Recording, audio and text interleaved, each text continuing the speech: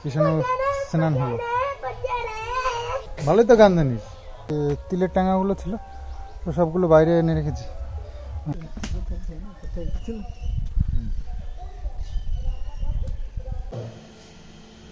জলের মধ্যে সুন্দর ভেসে উঠেছে। তো বেশ সুন্দর টোপা টোপা ফুলছে, তাই না? শুভ সকাল বন্ধুরা, আজ মঙ্গলবার। তো মঙ্গলবার সকালবেলায় তোমাদেরকে এই রকম একটা সুন্দর দৃশ্য দেখিয়ে ব্লগটা স্টার্ট করলাম। একটু সকাল সকালই ব্লগটা স্টার্ট করতে পারলাম। নানান কাজ থাকে, তার মধ্যে দিয়েও কখনো একটু তাড়াতাড়ি শুরু করি, কখনো একটু দেরি হয়ে যায়। প্লিজ কিছু মনে করো না। তো আর গরমের দিন একটু রোদ্দুর তাড়াতাড়ি উঠে যায়। আর কদিন ধরে একটু মেঘলা মেঘলা করছে মাঝে মধ্যে, কিন্তু বৃষ্টি আর হচ্ছে না, তার কারণে গরমটাও বাড়ছে, বেশ গরমে কষ্টও হচ্ছে আমাদের। আর হ্যাঁ, যে গানটা শুনতে পাচ্ছ, এটা হচ্ছে আমাদের সামনে একটা পাড়া আছে, দাসপাড়া।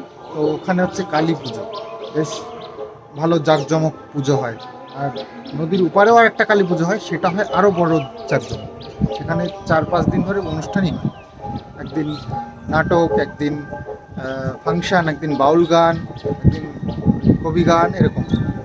তো ওটাও দাসপাড়া, এটাও দাসপাড়া। তো যাই হোক, আমাদের বাড়ির সামনেই একেবারে।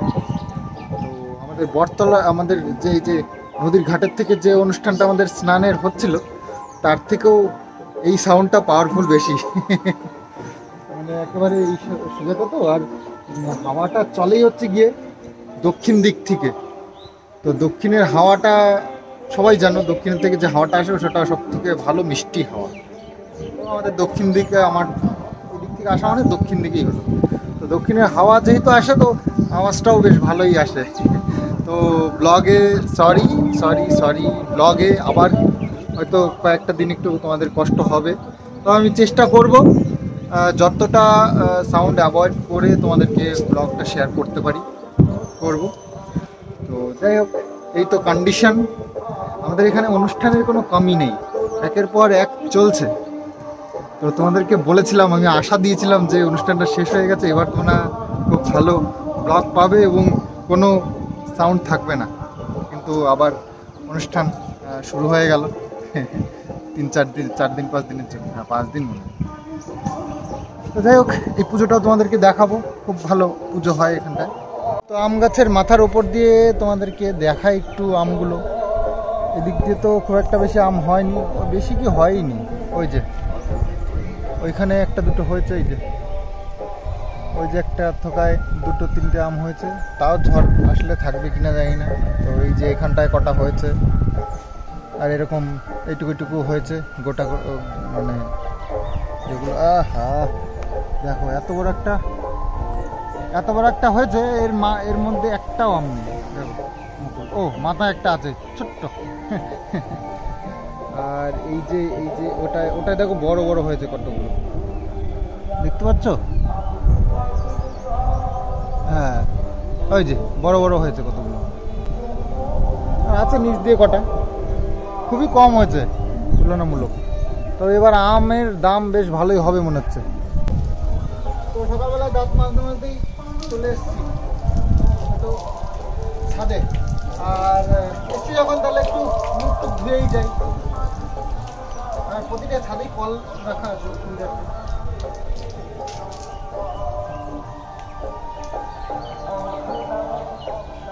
রান্নাঘরটা অনেকদিন মানে ব্যবহার করা যাচ্ছিল না, সিমেন্ট রাখা হয়েছিল, তাই তো আজকে প্ল্যান করেছি আমি আর মা।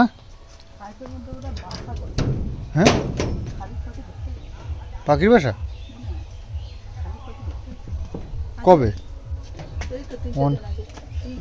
দেখতে হবে। তো এই রান্নাঘরটাকে আজকে একটু পরিষ্কার পরিচ্ছন্ন করা হবে। মা সকালবেলা একটু সরিয়েছে জিনিসপত্র, এটা ওটা। এই যে এই যে দা পাচ্ছিলাম না, তো সিমেন্টে যে হাফ বস্তা রয়েছে এটাকে সরিয়ে দেবো, আর প্লাস্টিকটা সরিয়ে উনুনটাকে ঠিকঠাক করে লেপতে হবে আর কি। ধান রাখা ছিল এখানটা, তো এই অবস্থা। তো ঝুল তো আজকে ঝাড়া যাবে না, আজকে হচ্ছে গিয়ে, তাহলে লেপারও দরকার নেই, এমনি পরিষ্কার সব করে রেখে দিই, ঝুল না ঝেড়ে লেপা যাবে না। হ্যাঁ, আজকে মঙ্গলবার তো। ছোটোখাটো একটু বাজার করার আছে, তো যাই বাজারটা করে আসি। টমেটো টমেটো বেশি খাওয়া যাবে না, ওই তরকারিতে একটু একটু। কাকিমা আবার আজকে লাউ শাক দিয়ে গেছে, তো লাউ শাকের আবার রেসিপি করতে হবে কিছু একটা। যাই হোক, একটা প্ল্যান করেছিলাম, সে প্ল্যান আবার চেঞ্জ করতে হবে মনে হচ্ছে। যাই আর কি, আম হোক না কেন, ওই পড়তে তো থাকবেই, বেশি হলেও পড়বে, বেশি হলে বেশি পড়বে, কম হলে কম পড়বে। তো এই যে আমাদের ওই পুরনো বাড়িতে যে বড় আম গাছটা আছে, ওই আম গাছের থেকে পড়েছে এই আমগুলো। তো মা বলছে টক ডাল করবে, কিন্তু আমার তো আবার ঘা হয়েছে, সেই জন্য করতেও পারছে না, আমগুলো নষ্ট হচ্ছে। কিষান স্নান হলো। গান ভালোই তো, গান জানিস।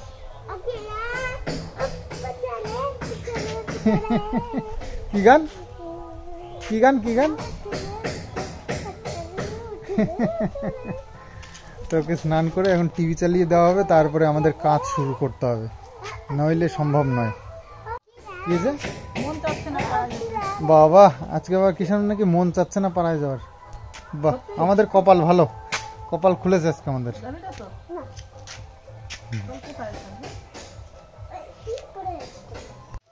আজকে আমাদের রান্নার প্রোগ্রাম হয়েছিল যে লাউ দিয়ে মটরের ডাল, আর লাউ ঘন্ট, আর নিম বেগুন, এটা আমাদের প্রোগ্রাম হয়েছিল।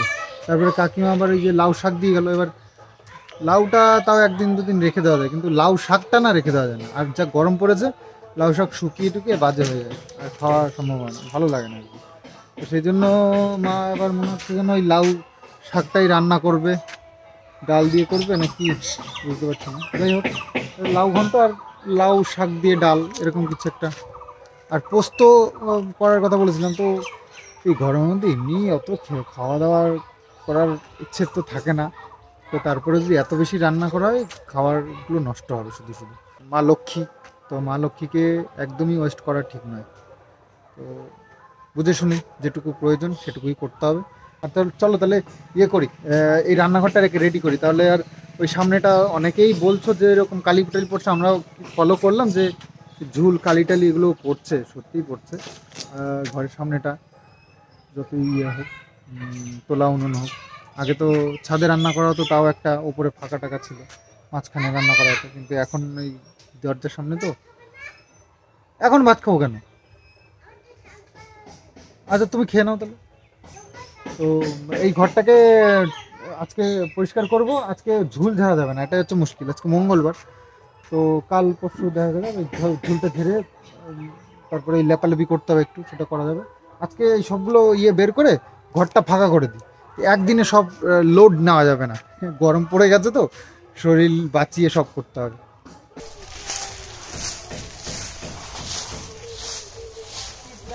এখানে এতটা জায়গা ইয়ে করা হবে,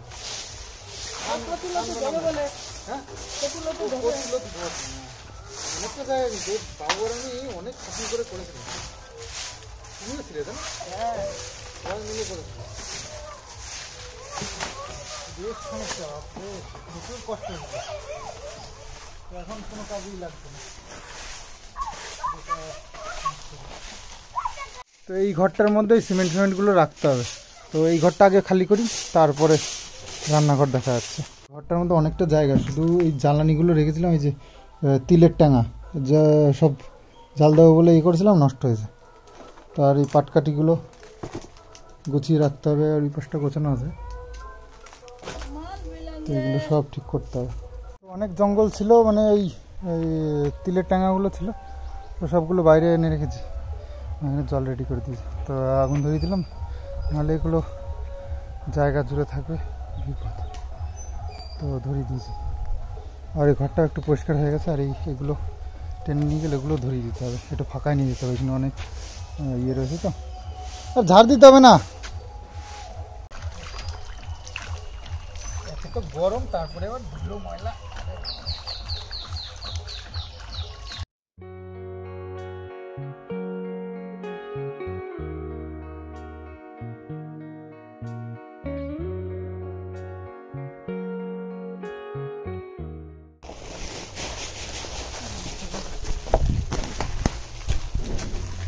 সিমেন্ট তো ঢেকে না রাখলে নষ্ট হয়ে যায়।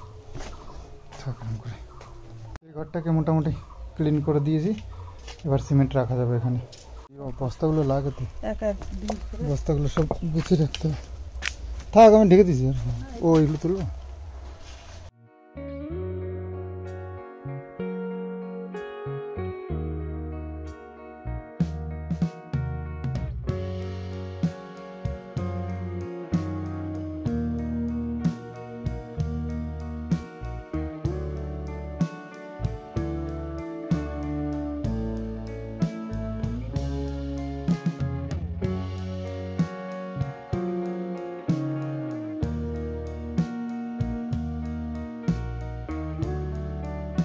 মোটামুটি আজ এ পর্যন্তই রাখছি।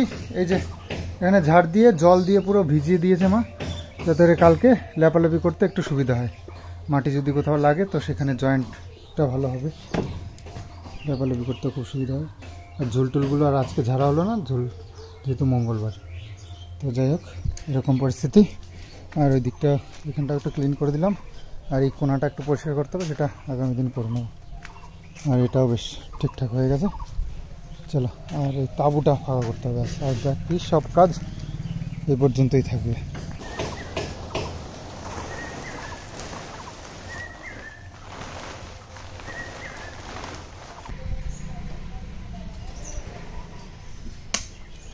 তো ফিরনি বানিয়েছিলাম, মা বানিয়েছিল কালকে, তো বেশ সুন্দর হয়েছিল খেতে। হ্যাঁ, দারুণ সুন্দর হয়েছে। কালকে তো দেখেছই, ভালো হয়েছে। দেখতেও খুব সুন্দর হয়েছে আর খেতেও খুব ভালো হয়েছে।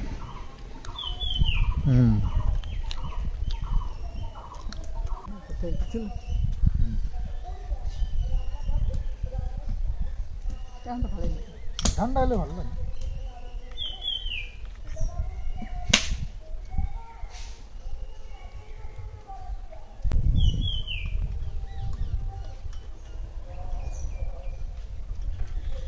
আমাদের রান্নার ডিসাইড হলো লাউ দিয়ে ডাল, আর লাউ ঘন্ট করা হবে ওই সোয়াবিন দিয়ে, আর বাস এটাই মনে হয়।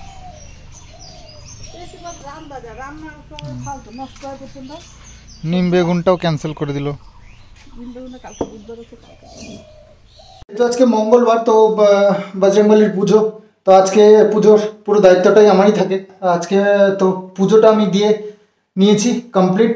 আর এখন ফুল প্রচুর পাওয়া যাচ্ছে, তো সেই জন্য ঠাকুরের আসনে সুন্দর করে গুছিয়ে সব ফুলগুলো দিয়ে সাজিয়ে দিয়েছি। দেখতেই পাচ্ছ প্রচুর জবা ফুল এবং ওই যে সাদা ফুলগুলো প্রচুর পেয়েছে। মা সকালবেলায় সব জোগাড় করে রাখে। আর হ্যাঁ, ঠাকুমা আছে না, ঠাকুমা তো একটু অসুস্থ, মানে পায়ে একটু ব্যথা আছে, আসতে পারে না। তবে ঠাকুমার বাড়িতে অনেক জবা গাছ আছে, তো ঠাকুমাও তুলে রাখে প্রচুর জবা ফুল, তো তার থেকে মাকে দেয়। সকালবেলা মা গিয়ে নিয়ে আসে। আর এখন একদম ফুলের কোনো অভাব নেই, পুজো দিতে খুব ভালো লাগে ফুল যখন অ্যাভেলেবেল থাকে প্রচুর। তো যাই হোক, ঠাকুরও সন্তুষ্ট, আমিও সন্তুষ্ট পুজো দিয়ে ঠাকুরকে। জয় বজরংবলী, জয় বজরংবলী। তো সন্ধে হতে গেল, মা এখনো দিচ্ছে উঠোন ঝাড়। মেঘ করেছে ওই জন্য। হ্যাঁ, মেঘ করলে আবার মুশকিল, বৃষ্টি হয়ে গেলে। ওরা আবার ডাকতে গেছো কেন? তুমি দেখছিল? ও আচ্ছা, ওর কাজ আর কি। তো একটু মেঘলা মেঘলা করেছে, হাওয়া একদমই নেই, তো বৃষ্টি হওয়ার চান্স আছে।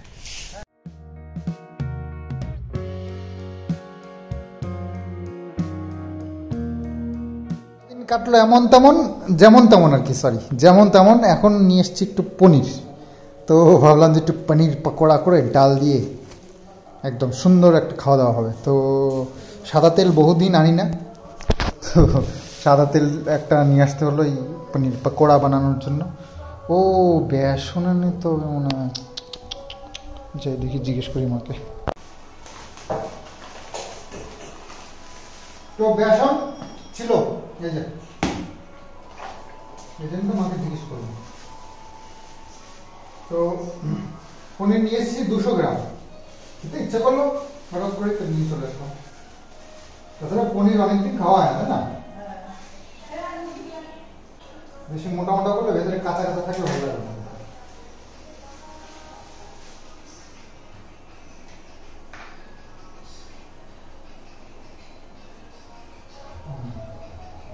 তো বেসনটা একটু চেলে নেব, কারণ একটু পুরনো বেসন তো, অনেকদিন ঘরে ছিল, বলা তো যায় না, বেসনে আবার পোকা টোকা হয়।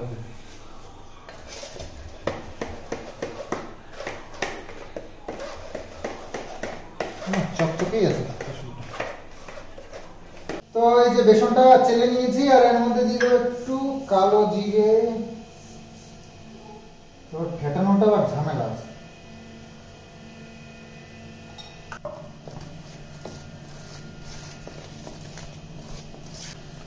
একটু চাল, একটু চালের গুঁড়ো দিলে মনে হয় ভালো হতো।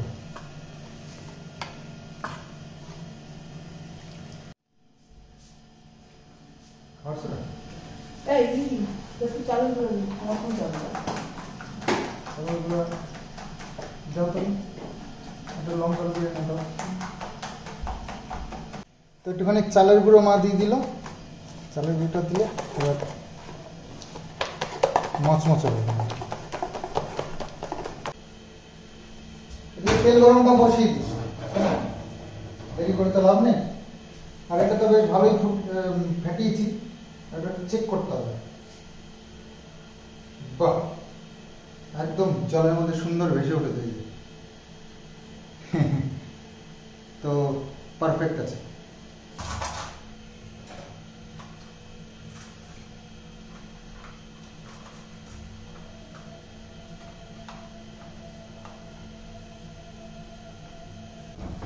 তো এক এক করে এবার দিতে শুরু করি।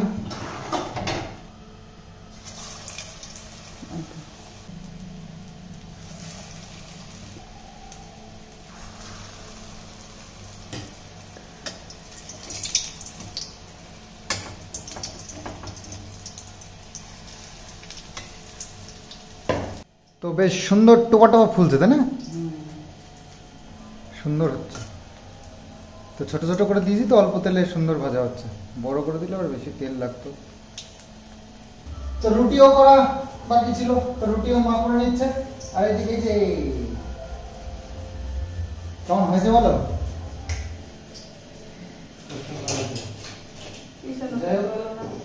ঈশানু খাওয়া দাওয়া করে ঘুমিয়েও পড়লো।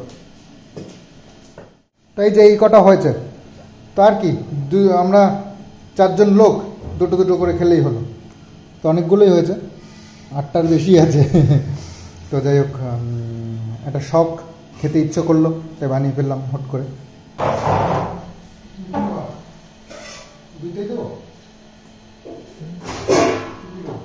ডাল আছে, ডাল।